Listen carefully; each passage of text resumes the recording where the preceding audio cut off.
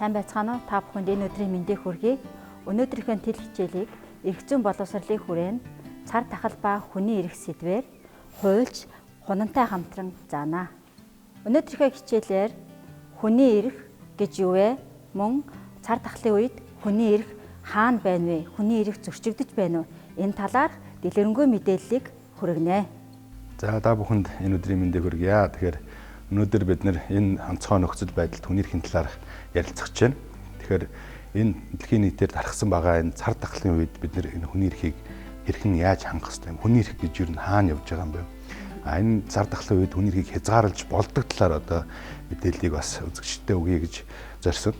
За тэгэхээр юуны өмнө энэ цар тахлын үед бид хүний эрхийг хязгаарлаж болохгүй талаас одоо ярихаас өмнө энэ хүний эрхийн талаарх үндсэн одоо ойлголт, энэ үндсэн ухтгууны энэ мөн чанарын талаар нь бас эргэн санах нь зүйтэй байх. Тэгэхээр хамгийн ихний ээлжинд хүний эрх гэж юу хэлээд байгаа юм бэ гэдэг одоо асуултанд хэдүүлээ хариулт өгье. За тэгэхээр хүний эрх гэдэг бол бүх нийтээр хүлээн зөвшөөрөгдсөн хүний нийгмийн гарал үүсэлд хөрөнгө мөнгө, арьс, өнгө, хүйс, хэл, шашин шүтлэг, улс төрийн үзэл ямар байхаас үл хамааран хүн бүрт ижил байдаг, хүнд байгалаас заяагдсан эрх чөлөөг бол хэлж байгаамаа. За тэгэхээр энэ хүний эрх гэдэг хүний эрх чөлөө гэдэг эдгээр зүйлүүд маань хуваагдшгүй, түгээмэл, тэгш байдаг, салгаж үл болох, харилцан хамааралтай, заяагдмал ийм одоо зүйлийг бол хэлж байгаа. За тэгэхээр хуваагдшгүй гэдэг нь хүний эрхийг бол хооронд нь айлаагаас нь салгаж болохгүй, хувааж болохгүй. За түгээмэл шин чанар нэг бол хүн хаана байхаас үл хамааран орон зай, орсон суугаа улс орноос үл хамааран адилхан хүн болгонд байдаг энэ зүйлийг бас хэлдэг. Тийм учраас энэ бол түгээмэл чанар нь бол гэж гардаг. За хүний эрхийг хүнээс салгаж болдгоо. Өөрөлдвөл за би энэ эрхийг чинь ингээд одоо авлаа. Эсвэл одоо энэ эрхийг чинь би салгаад тусад нь одоо ингээд байлганаа гэдэг ийм зүйл бол байж болохгүй. За энэ хүний эрх бол өөрсдөө хоорондоо бол харилцан хамааралтай байдаг. Өөрөлдвөл одоо сурж боловсрох эрх нь одоо хэрэгжиж цаашдаа ирээдүйд одоо өөрийнхөө амьдралыг авч явах, өөрийнхөө амьдралын баталгааг хангах тэр нөхцөлийг бол бүрдүүлж яадаг. Тийм учраас бол энэ хүний эрх бол харилцан хамааралтай. Аль нэгнээс нь бол салгаж болдгоо, хувааж болдгоо ийм одоо шин чанарыг бол агуулсан ийм зүйл байгаа. За энэ хүний эрх маань өөрөө хаанаас үүсэл гаралтай юм бэ? Ер нь энэ хүний эрхийн энэ түгээмэл байдал, энэ сонгодог одоо энэ байдал нь хайзаа үүссэн бэ гэдэг ийм асуулт бас гарч ирж байгаа. Тэгэхээр энэ хүний эрхийн энэ хөгжил дэвшлийг бол бид нэр хамгийн анх бол ямар бачиг баримтад бол олж харах вэ гэвэл Сайрус гэдэг одоо манай эртний өмнөх 530 жилийн өмнө одоо Персийн хаан байсан. Энэ хаан бол хамгийн анх хүний эрхийн одоо хүн болгон эрх чөлөөтэй, хүн болгон одоо эрх чөлөөтэй учраас ямар нэгэн одоо боолын хөдөлмөр хэрэглэхгүй боол байж болохгүй гэдэг энэ анхны одоо энэ хуулийг бол гаргаж ирсэн. За үүнээс хойш бол яваад бас та бүхэн сонссон байж магадгүй одоо Магна Харт гэж байгаа. Энэ дээр бол Английн одоо хааны одоо эрх хэмжээг бол тодорхойлж өгсөн. Жирийн иргэд одоо ардыг бол одоо хааны дур одоо мэдсэн эрх мэдлээс бол хамгаалсан юм бичиг баримтайгаа. За цаашлаад явбал одоо Америкийн эрх чөлөөний тунхаг гэж байдаг. За 18 дугаар зуунд бол гарсан. За үүний дараагаар бол Францын одоо хувьсгалын үеэр бол Францын одоо иргэний болон хүний эрхийн тунхаг гэж гарч ирсэн.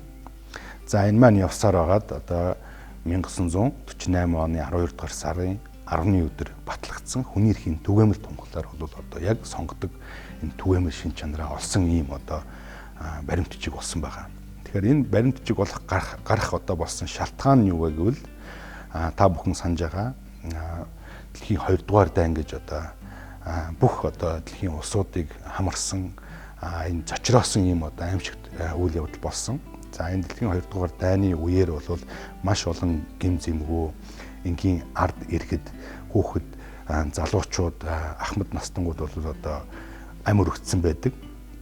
За статистик мэдээгээр бол 70-аас одоо 85 сая хүн болвол яг энэ дэлхийн 2 дугаар дайны одоо үр дүнд бол амь өргөцсөн гэсэн ийм одоо статистик мэдээ байдаг. За энэ бол яг тодорхой бол биш, энэс их байж магадгүй. За тэгээ үүнээс одоо жишээлбэл харах юм бол 18-аас одоо 26 сая хүн болвол цэвэр одоо энэ дайны хор уршиг буюу одоо энэ дайны дараа гарсан дэгдсэн ядуурл энэ тахал өвчин болж одоо өвчнөөс болж одоо нас орсон ийм статистик байдаг. За дээрэс нь энэ хөдөлгөөний 2 дугаар дан ямар сургамж өгсөн бэ гэхээр энэ хүн эрхийн асуудал гэдэг болвол нэг улсын асуудал биш юм байна. Нэг улсын одоо өөрөө шийдээд бусад одоо улсын одоо хүмүүсийн эрхийг одоо зөрчдөг, амь насыг хөнөөдөг, одоо буснуулдаг ийм одоо зүйл биш юм байна. Энд бол дэлхийн нийтээр бид нар анхаарал хандуулах хэрэгтэй юм байна. Тийм учраас 1945 онд үүсгэн байгуулагдсан нэгдсэн үндэсний байгууллагын дүрмд бол заасан байдаг. Энэ хүний эрхийн энэ түгээмэл шин чанар, энэ хүн бүрт одоо заягдмал одоо энэ чанарыг нь бид баталгаажуулах хэрэгтэй юм байна. За энийг яаж хийх вэ гэвэл одоо хүний эрхийн түгээмэл тунхаглал гэдэг бичиг баримтыг бол боловсруулъя. За энэ бичиг баримт бол цаашид одоо орчин цагийн одоо хүний эрхийн одоо хөгжилтэй түлхэц одоо үндэс суурь болж өгсөн юм бичиг баримт байна. За энэ бичиг баримтыг бол 1946 оноос бол ажлын хэсэг гарч боловсруулж эхэлсэн. За ажлын хэсгийг бол одоо 9 хүний бүрэлдэхүүнтэй байгуулж ажлын хэсгийн ахлагчаар нь Америкийн нэгдсэн улсын 32 дахь ерөнхийлөгч Франклин Рузвельтийн одоо эхнэр гэргий бол Эленор Рузвельт бол ахалж хийсэн байдаг. Тэгээ 2 жилийн хугацаанд бол энэ хүний эрхийн түгээмэл тунхаглал гэдэг хүний эрхийн одоо чухал маш чухал бичиг баримтыг бол боловсруулад тэгээд 1948 оны 12 сарын 10-ны өдөр бол одоо 58 улс оролцсон нэгдсэн үндэсний байгууллага ерөнхий ассамблеэр бол баталсан байдаг. За энэ бичиг баримтыг бол батлахад нэг ч улс бол татгалзаагүй, өөрөөр хэл эсэргүүцээгүй гэсэн. 8 улс бол төтгөлдсөн байдаг. 2 улс бол санд өгөөгүй байдаг.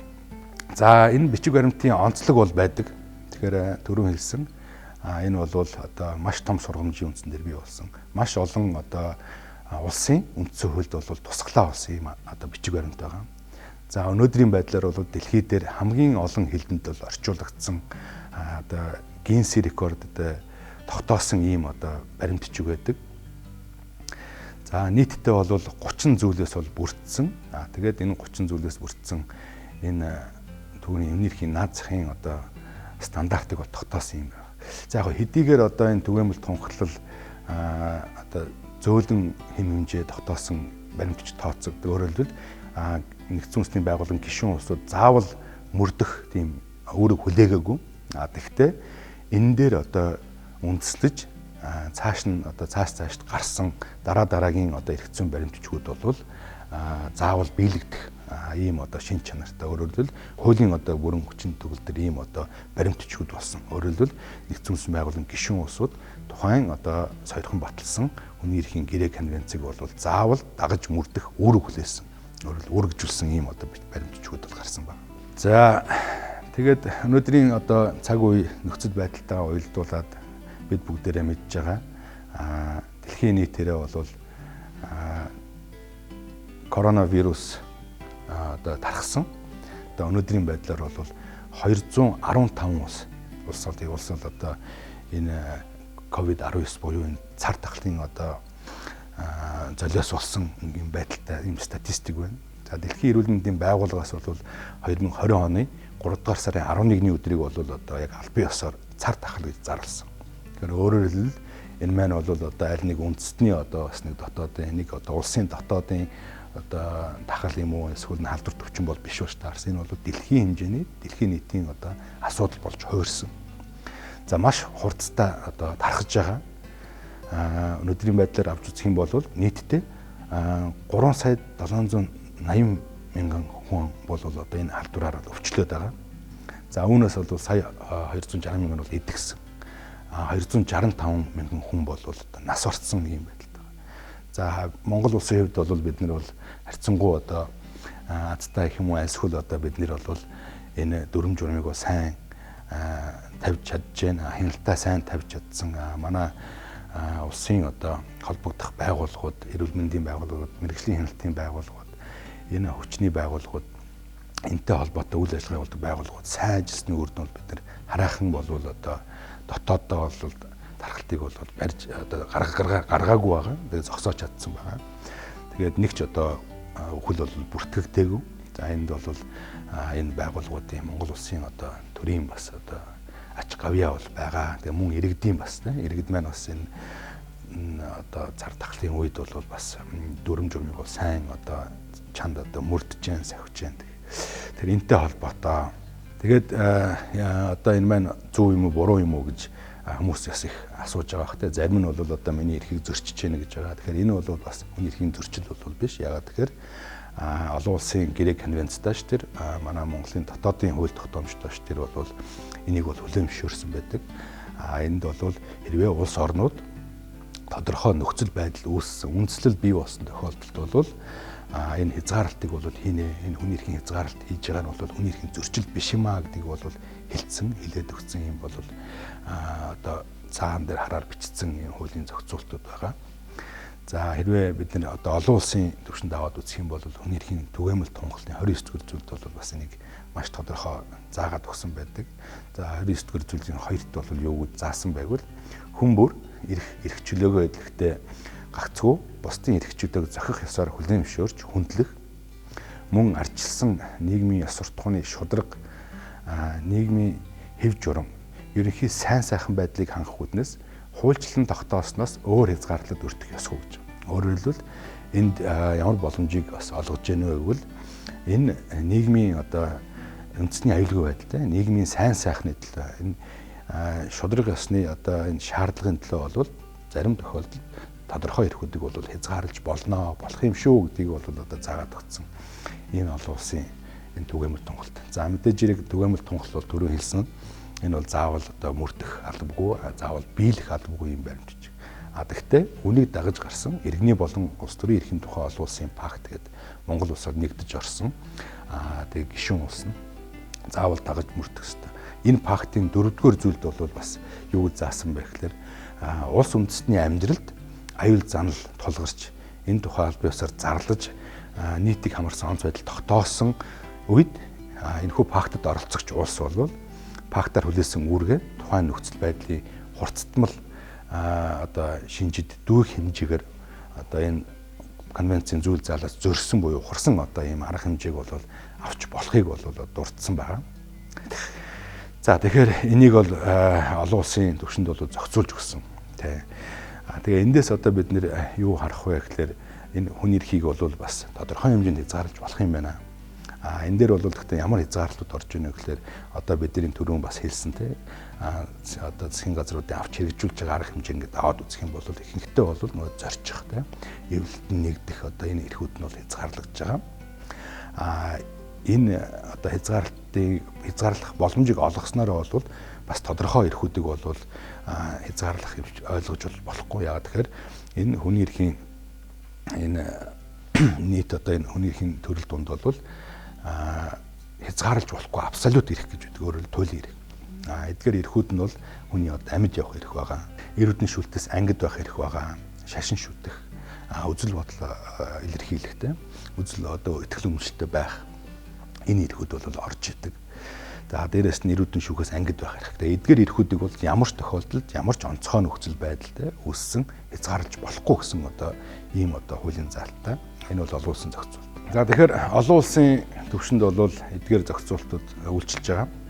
За Монгол улсын хууль тогтоомжийн ямар зохицуултууд одоо үйлчилдэг юм бэ гэвэл хамгийн түрүүнд бол Монгол улсын үндсэн хууль 19-р зүйлд одоо заасан бол энэ хүний эрхийг хязгаарлах энэ зохицуултанд асуудалд бол хамааралтай. Тэгэхээр Монгол улсын шинэ үндсэн хууль, ардчилсан үндсэн хууль буюу 1992 онд одоо баталсан үндсэн хууль маань бол бас ялгаа байхгүй нэгдсэн үндэсний байгууллагаас баталсан хүний эрхийн түгээмэл тунгалт бол суурилсан байдаг. За тэр утгаараа бол энэ түгээмэл тунгалт тусгасан одоо энэ наад захын хүний эрхийн жишгүүдийг бол одоо өөртөө агуулсан. За энэ 19-р зүйлд бол юу гэж заасан бэ гэвэл үндсэн хууль бусад хууль заасан хүний эрх эрхчлөөг гагцхүү хуулиар хязгаарлаж болно гэж.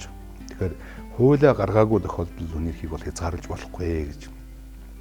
За энэхүү хязгаарласан хууль нь бол хүний амьд явах эрх, итгэл үнэмшилтэй байх, шашин шүтэх, эс шүтэх эрхчлөө, түнчлэн нөгөө эрүү шүтээс ангид байх эрхийг бол одоо хүндэхгүй гэж байгаа. Тэгэхээр бол энэ маань нөгөө юу гэлж нэг олон улсын тэр нөгөө хүний эрхийн стандартад бол нийцүүлсэн асуудал байгаа.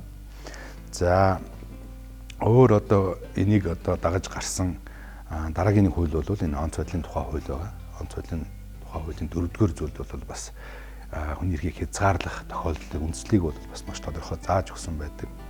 За энэ юу вэ гэхээр 4-р зүйлийн нэгт бол улсын нийт нутаг дэвсгэрт буюу зарим хэсэгт нь оршин суугаа хүн амын амь нас, эрүүл мэнд, аж амьдрал, нийтийн аюулгүй байдал шууд аюул учруулсан буюу учруулах үз гамшиг аюулт үзэгдэл осол тохиолдсон тохиолдолд энэ одоо хүний эрхийн хязгаарлалт бас үйлчлэнэ гэсэн одоо ийм зохицуулт бол байгаа. За энэ үед бол одоо хүний эрх хэрэгчлөөг бол ямар хэмжээнд, ямар хүрээнд хязгаарлах юм бэ гэдгийг бол бас зохицуулсан гинж зааж өгсөн байдаг. За үүнээс гадна та бүхэн сая сонссон байх 2020 оны 4-р сарын 29-ний одоо улсын их хурлын чуулганаар бол коронавируст халдвар буюу одоо COVID-19 цар тахлаас урьдчилан сэргийлэх, тэмцэх, нийгмийн эдийн засагт үзүүлэх сөрөг нөлөөллийг бууруулах тухай бол хуулийг бол баталсан. За энэ хуулийн одоо зорилт нь юу вэ гэхээр энэ дээр бас маш тодорхой заасан байгаа. За цар тахлаас урьдчилан сэргийлэх, тэмцэх, нийгмийн эрүүл мэндийг хамгаалах, хүний эрхэд тодорхой хязгаарлалт хийх гэж одоо тусгаж өгсөн байгаа. Тэгэхээр эндээс бид нар юу харах вэ гэвэл энэ хүний эрхийг бас хязгаарлах тодорхой зарим арга хэмжээнд бол авагдах юм байна. Авагдаж байгаа юм байна гэдгийг бол бас харж болно. За тэгэхээр энэ хүний эрхийн одоо ямар хэмжээнд ямар эрхийг одоо хязгаарлаж байгаа талаар бол одоо бас энэ дээр бол дурдсан байдаг, хязгаарлаж болох талаар. Тэгэхээр бол ямар ч лсэн хөдөлгөөний одоо хязгаарлалтыг хийнэ гэсэн байгаа. За тэмдэглэлт баярын өдрүүдийг бол бас өнгөрүүлэх одоо хойшлуулах гэж байгаа. За тэгээд нийгэм одоо соёлын одоо арга хэмжээнүүдийг бол бөөнөрөө одоо цуглах энэ боломжуудыг бол бас хязгаарлаж өгсөн байгаа. За ажиллах цагийн хумаарыг бол бас багасгасан ийм одоо арга хэмжээнүүдийг бол авж байгаа. За хичээл сургалтыг бол хязгаарласан. Ийм зүйлүүдийг бол энэ хууль маань бол агуулсан. Тэгээд өнөөдөр та бүхэн бол бүгдээрээ амьдрал дээр бол мэдэрч байгаа ямар эрхүүд хязгаарлагдж байна, ямар хязгаарлалтын арга хэмжээнүүд үйлчилж байна. Энэ нь бол бидний одоо энэ эрхэд бол ямар одоо үр дагавар бий болгож байгааг харж байгаа. За тэгэхээр эндээс бол та бүхэн бол юуг одоо олж харваа гэвэл одоо ямар ч хэлсэн энэ хүний эрх гэдэг бол төр засагт бол үүрэг болгодог, өөрөлдөл хамгаалах үүрэг болгодог. Гэхдээ зарим тохиолдолд бол бас тодорхой хязгаарлалтуудыг бол хийх боломжтой юм байна. За хязгаарлалт хийх боломжгүй эрхүүд бол байдгийн байна. Бас энэ нь бол амьд явах эрх, итгэл үнэмшилтэй байх, шашин шүтэх, эс шүтэх эрхчдөө, эрүүл шүтээс ангид байх эрх. Эдгээр эрхүүдийг бол ямар ч тохиолдолд хязгаарлаж болохгүй. За мөн үүн дээр нэмэгдээд бол энэ амьд явах эрхүүд бас шууд хамаардаг. Тодорхой эрхүүд бол байдаг. Өөрөөр хэлбэл энэ одоо цэвэр усаар хангагдах, орон байраар хангагдах, аюулгүй орчноор хангагдах гэсэн одоо ийм одоо эрхүүд бол бас байдаг. Энийг бол тодорхой бас ямар ч тохиолдолд бол хааж болохгүй, хязгаарлаж болохгүй гэж байна. Тэгэхээр бол цэвэр ундны усаар бол байнга хангах. За сурч боловсрох эрхийн хувьд бол одоо зайны сургалтыг нэвтрүүлэх. Тэгэхээр бол өнөөдөр бид нар бүгдээр харж байгаа зайны сургалт буюу одоо онлайн сургалтыг бол нэлээд одоо нэвтрүүлээд одоо хүн болгон хэвшиж чинь одоо энийг бол ашиглаад за өөрөөр хэлбэл нийтийн одоо арга хэмжээ одоо энэ соёлын арга хэмжээ энэ хамтлаг одоо дуучид маань бол жишээлбэл телевизээр онлайн хэлбэрээр тоглолтоо хийж байна.